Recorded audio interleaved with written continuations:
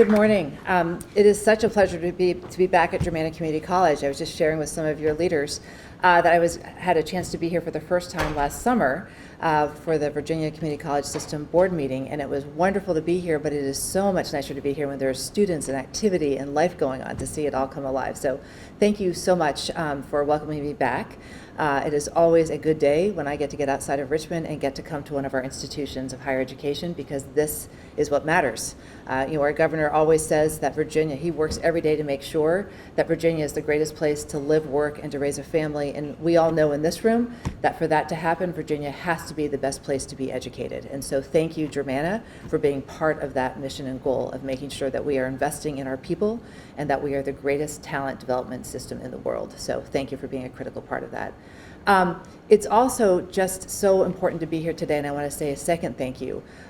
Today is really important. National Fentanyl Day is a day to raise awareness, and I'm a little bit late running in here, and I appreciate the flexibility of doing the training first, and I'm glad you all are trained. That's awesome.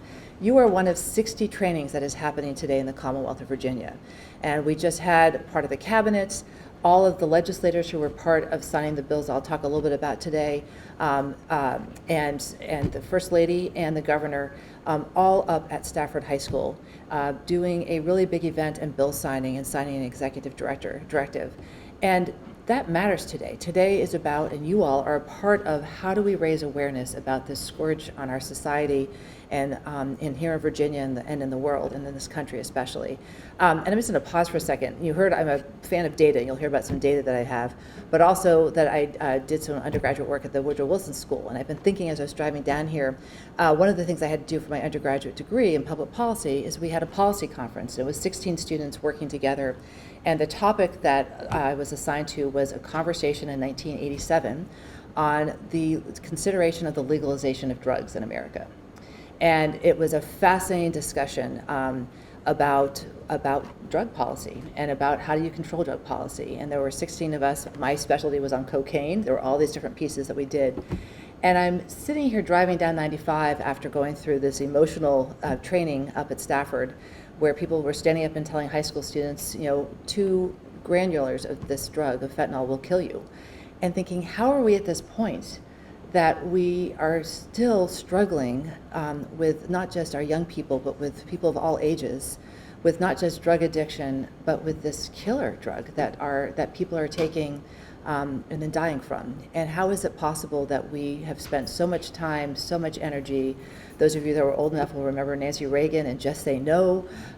We have been dealing with this for decades, and we're still struggling. And so I just want to pause on that and say thank you for joining us today to help raise awareness and to help turn the tide on this. This is something that we can change and we can fix, and that's what the governor's message was this morning up to the high school students, is we know what this takes. It takes awareness, it takes commitment, it takes training, which you all are now a part of as trained users of Narcan, and thank you for that. And it takes all of us banding together and making sure that if we see someone who's struggling, to make sure we say something as well. So I just want to start with saying thank you. And let me give you some data points that I think really matter, and I know that you probably had this during the training as well. But just some data. Fentanyl is a synthetic opioid. It's 50 times more strong than heroin and 100 times stronger than morphine. And the smallest amount can kill. It's ravaging our communities and our families. And there's probably people in this room that have been personally impacted by this terrible, terrible drug. It's being used to make fake prescription pills, and these pills are oftentimes where people who are not even aware that they're taking fentanyl can die from this because they're having it. And just here's the data that kills me. Last year, fentanyl contributed to 3/4 of the drug, 76% of the drug overdose deaths, and we know that in Virginia since 2013, fentanyl deaths have grown more than 20-fold. Just these numbers are unbelievable.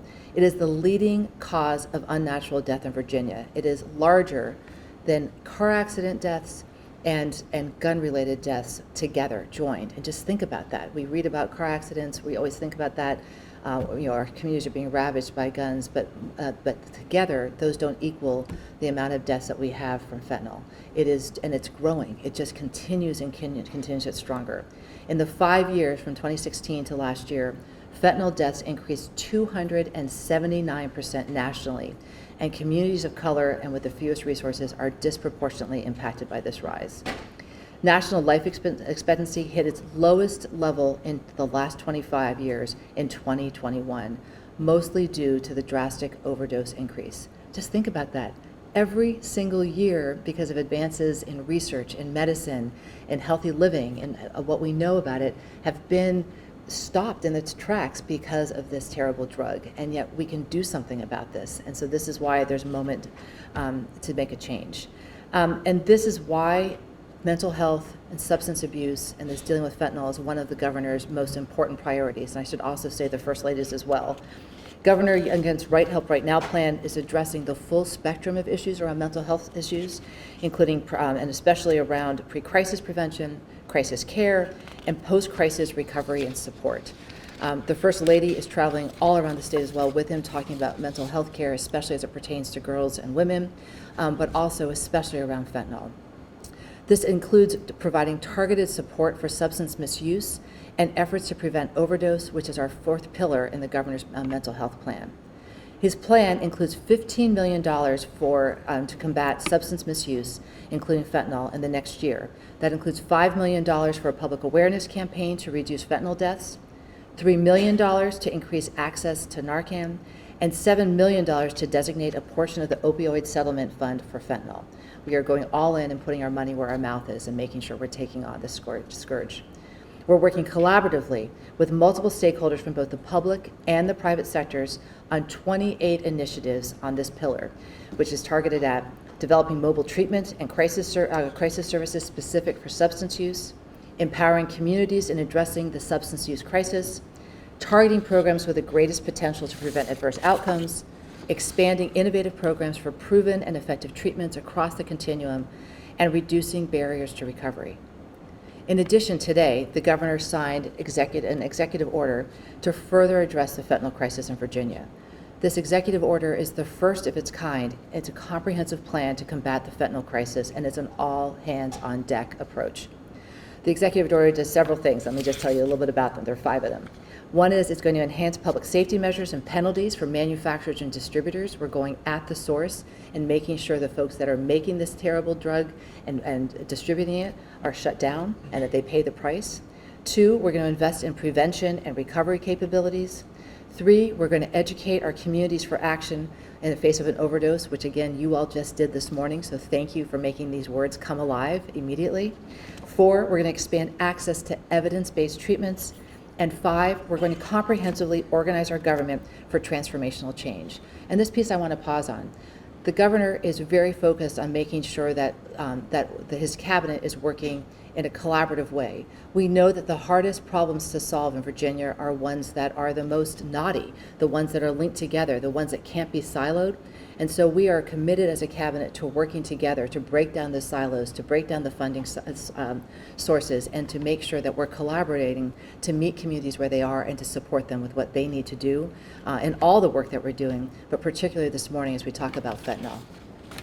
The governor also adds special advisors on opioid response and interdiction to coordinate this comprehensive strategy. It expands the Narcan distribution in schools and across the Commonwealth. It orders an evaluation of Virginia's opioid detection and interdiction capabilities, and it orders the collection of information about fentanyl overdoses to inform law enforcement officers. This is a lot to do, and there's nothing more important than to start getting to work. And I again want to say thank you to you for joining today. That by being part of the Revive training, you're part of the awareness building, and our request to you is to go home, to go to lunch with somebody, to talk about what you did today so that other people realize that this is something that they can do. And it has impact. We actually had an occasion in front of the Patrick Henry building in the executive mansion of someone who collapsed, and it turns out that they had OD'd. And one of our officers who had been trained in Revive training in our office building revived that person. So we have the proof that this works, and by being informed, by being aware, you can change a life. And that's my request of you. Please do that yourself and be trained, but also encourage others to also step up and get this training. As you just experienced, it takes a very short period of time, and it can change your life, and it can change people's life that you love, and also someone you don't even know. So thank you for taking the time today. If you take nothing else away from this time together, please know that you can change a life, and that we need to all talk about how deadly and dangerous fentanyl is, especially with our young people and at all ages. And again, why this is so critical that we're at Stafford High School and we're at Germanna Community College today is that at the heart of well-being in our communities is education and making sure we have educated population.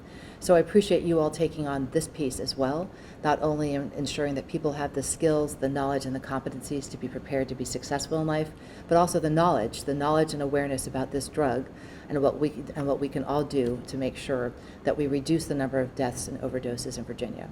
So thank you for what you do every day. Thank you for being part of this morning, and I look forward to talking with many of you after the presentation. So many, many thanks. And John, I'll turn it back to you.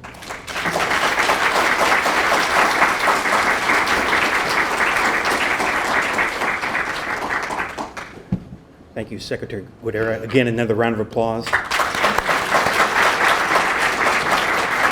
Really appreciate you coming in and sharing your thoughts with us and comments and informing us about the governor's initiatives. It's very important, and grateful for your time.